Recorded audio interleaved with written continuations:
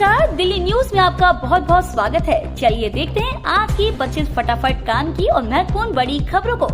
पर इससे पहले वीडियो को लाइक करना बिल्कुल ना भूलें।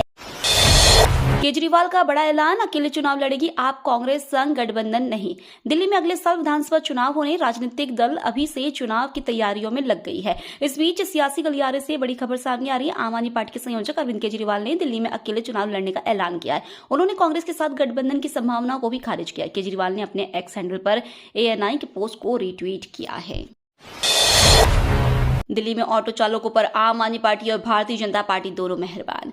राजधानी में ऑटो चालकों पर राजनीतिक पार्टियां मेहरबान दिख रही हैं। वे ऑटो वालों के लिए तमाम तरह के वादे कर रही है। सभी पार्टियां इनको साधने का प्रयास करने में जुटी हुई है। अरविंद केजरीवाल ने सबसे पहले ऑटो चालकों के लिए 5 गारंटी का ऐलान कर दिया, तो भाजपा ने भी उसी दिन 7 वादे कर दिए। असल में इसके पीछे ऑटो चालकों की दिल्ली में राजनीतिक ताकत है। दिल्ली में अब शीतलहर बरपाएगी कहर, 2 दिन येलो अलर्ट। दिल्ली में बुधवार को न्यूनतम तापमान 4.9 डिग्री सेल्सियस के साथ सीजन की सबसे ठंडी सुबह दर्ज की गई। मौसम विभाग ने सफदरजंग में न्यूनतम तापमान 4.9 डिग्री सेल्सियस जबकि पालम में 6.2 डिग्री सेल्सियस रिकॉर्ड किया। मौसम विभाग ने दिल्ली NCR के इलाकों में कड़ाके की ठंड पड़ने की चेतावनी जारी की है। दिल्ली विभिन्न हिस्सों में 2 दिन शीतलहर चलने का येलो अलर्ट जारी किया गया है। NCR के कुछ शहरों में भी शीतलहर चलने की चेतावनी दी गई है। वोटर लिस्ट से काटे जा रहे नाम, केजरीवाल ने चुनाव आयोग में दी शिकायत। आम आदमी पार्टी के राष्ट्रीय संयोजक अरविंद केजरीवाल और दिल्ली के मुख्यमंत्री आतिशी की मौजूदगी में आम आदमी पार्टी के एक प्रतिनिधिमंडल ने बुधवार को चुनाव आयोग से मुलाकात की और आरोप लगाया कि दिल्ली विधानसभा चुनाव से पहले बड़े पैमाने पर वोटर लिस्ट से मतदाताओं के नाम हटाए जा रहे हैं। केजरीवाल ने आरोप लगाया कि भाजपा वोटर लिस्ट से मतदाताओं को हटाने की साजिश रच रही है। इन मतदाताओं में दलित, अनुसूचित जाति और पूर्वांचली लोग शामिल हैं। शराब को लेकर दिल्ली सरकार ने तय की गाइडलाइन। दिल्ली में बार में शराब पीने पर अब आयु प्रमाण पत्र दिखाना होगा। दिल्ली सरकार ने शराब परोसने वाले शहर के होटलों, क्लबों और रेस्टोरेंट के संचालकों को निर्देश दिया है कि वे शराब पीने की कानूनी आयु मानदंड का उल्लंघन रोकने के लिए सरकार द्वारा जारी पहचान प्रमाण की हार्ड कॉपी लें। दिल्ली में शराब केवल 25 वर्ष और उससे अधिक आयु के व्यक्तियों को ही दी जा सकती है। LG के आदेश पर दिल्ली पुलिस का एक्शन, बांग्लादेशी घुसपैठियों को खदेड़ने का काम शुरू। राजधानी और NCR के लिए नासुर बने बांग्लादेशी घुसपैठियों की धरपकड़ के लिए दिल्ली पुलिस ने सख्त रुख अपनाना शुरू कर दिया है। उपराज्यपाल VK सक्सेना निर्देश के बाद दक्षिणी पूर्वी जिला पुलिस ने बुधवार को कालिंदी कुंज इलाके में अभियान चलाकर अवैध रूप से रह रहे बांग्लादेशियों की तलाश की। पुलिस के आने की भनक लगते ही कई संदिग्ध फरार हो गए। पुलिस को कई संदिग्ध भी मिले। इनकी रिपोर्ट तैयार कर जल्द FRRO को साझा की जाएगी। टिकट की रेस से बाहर हो चुके आपके 16 विधायक। इस बार के दिल्ली विधानसभा चुनाव के लिए आम आदमी पार्टी में टिकट को लेकर इस बार जितना सस्पेंस है इतना कभी भी नहीं रहा है। इस बार उन लोगों का भी पत्ता साफ हो रहा है जो अपने को बेहतर विधायक मानते रहे हैं, मगर पार्टी कह रही है कि आपके अपने आप से कहने से कुछ नहीं होगा।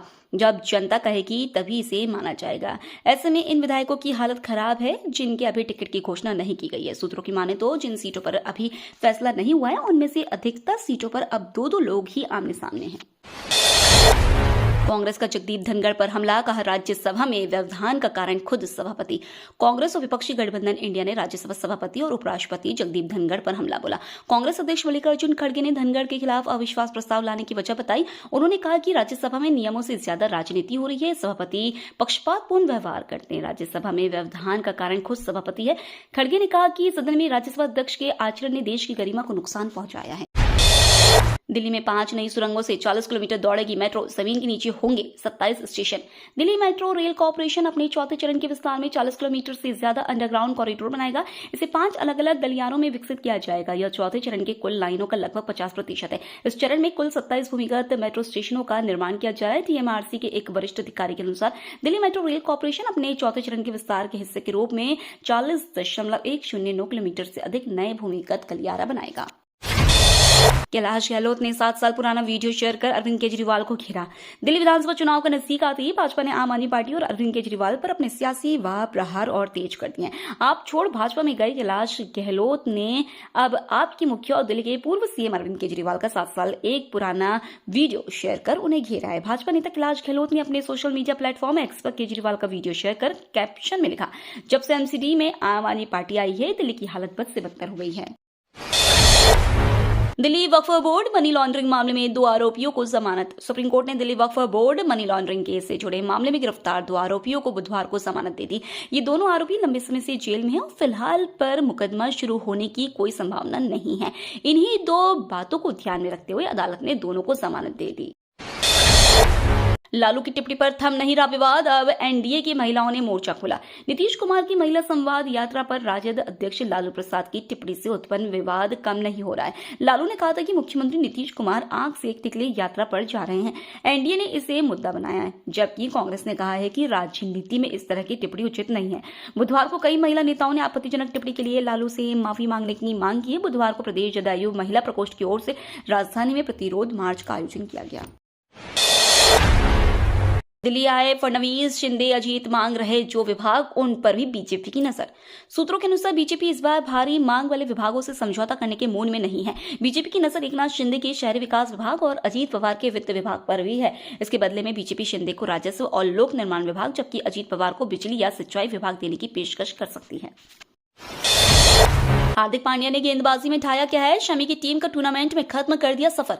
हार्दिक पांड्या और लुकमन मेरीवाला की घातक गेंदबाजी के दम पर बड़ौदा ने बुधवार को सैयद मुश्ताक अली ट्रॉफी के क्वार्टर फाइनल मुकाबले में बंगाल को 41 रन से मात दी। बेंगलुरु के एम चिन्नास्वामी स्टेडियम पर खेले गए मुकाबले में बड़ौदा ने पहले बल्लेबाजी की और 20 ओवर में 7 विकेट खोकर 272 रन बनाए। जवाब में बंगाल की टीम 18 ओवर में 131 रन पर ऑल आउट हो गई। इसी के साथ बड़ौदा ने अंतिम 4 में प्रवेश किया, जबकि बंगाल का सफर समाप्त हुआ।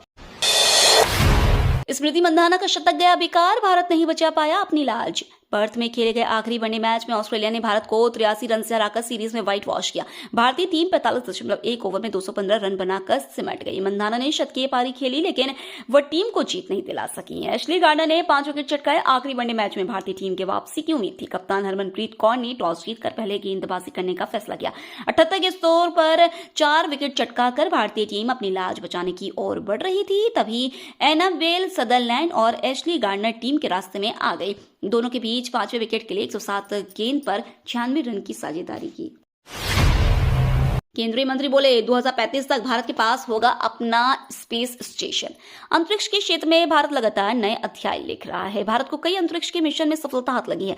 आने वाले वर्षों में कई महत्वपूर्ण परियोजनाएं निर्धारित की गई हैं। इसको लेकर अपना देश आगे बढ़ रहा है। इस बीच केंद्रीय विज्ञान एवं प्रौद्योगिकी और अंतरिक्ष राज्य मंत्री जितेंद्र सिंह ने बड़ा ऐलान किया।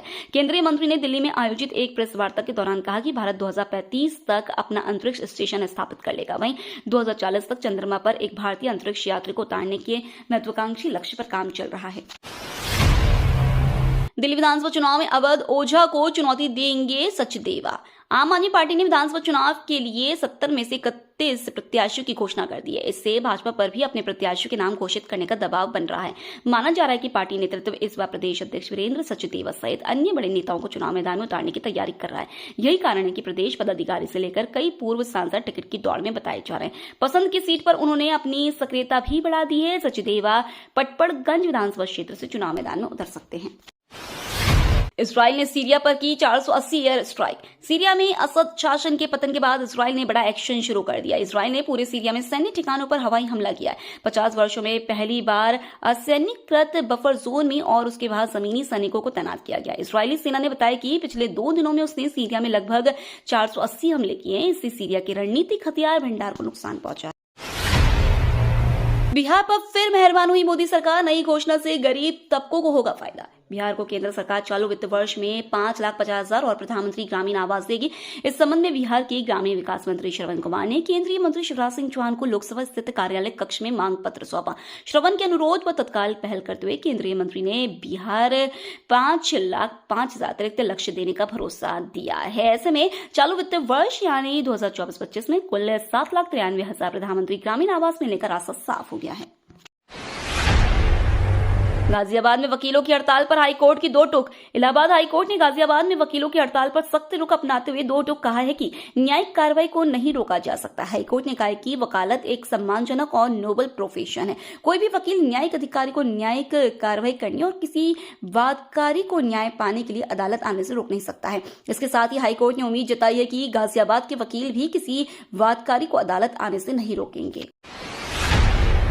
नवजफगढ़ में कैलाश गहलोत की जगह आपको मिला चेहरा। दिल्ली विधानसभा चुनाव की सरगर्मी के बीच नेताओं का पाला बदलने और दलों में शामिल होने का सिलसिला जारी है। इसी कड़ी में दिल्ली देहात की चर्चित चेहरे और समाज सेवी तरुण यादव और पत्नी निर्दलीय पार्षद मीणा यादव के साथ आम आदमी पार्टी में शामिल हो गए हैं। दोनों ने बुधवार को सांसद संजय सिंह की मौजूदगी में आम आदमी पार्टी की सदस्यता ग्रहण की।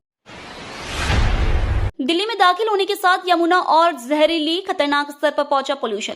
राष्ट्रीय राजधानी में यमुना को स्वच्छ रखने के सारे वादे और दावे हवाई साबित होते नजर आ रहे हैं। आलम यह है कि दिल्ली में यमुना जहरीली होने के कगार पर है। यमुना में पोल्यूशन का स्तर काफी बढ़ गया है। खासतौर पर असगरपुर में यमुना में मलमूत्र से होने वाले पोल्यूशन का आंकड़ा प्रति 100 मिलीमीटर पर 79 लाख यूनिट तक पहुंच गया है। सुप्रीम कोर्ट से आप नेता मनीष सिसोदिया को एक और राहत। दिल्ली के कथित शराब घोटाले केस में आरोपी आम आदमी पार्टी नेता मनीष सिसोदिया को सुप्रीम कोर्ट से एक और बड़ी राहत मिल गई है। सुप्रीम कोर्ट ने सिसोदिया से हर सप्ताह 2 बार सीबीआई और ईडी के जांच अधिकारियों के सामने पेश होने की शर्त हटा दी है। शीर्ष अदालत ने अगस्त में आप नेता को 17 महीने जेल में गुजारने के बाद नियमित जमानत देते समय उन पर यह शर्त लगाई थी। फरीदाबाद में पीएम सूर्य घर मुफ्त बिजली योजना के 60% आवेदन हुए रद्द। दक्षिण हरियाणा बिजली वितरण निगम ने फरीदाबाद में पीएम सूर्य घर मुफ्त बिजली योजना के लिए आए 60% आवेदन रद्द कर दिए हैं। इसकी वजह आवेदकों का योजना का पात्र नहीं होना है। इसकी सबसे अहम शर्त यह है कि योजना के तहत मिलने वाली सब्सिडी का लाभ लेने के लिए आवेदक की वार्षिक बिजली खपत 2400 यूनिट से ज्यादा नहीं होनी चाहिए।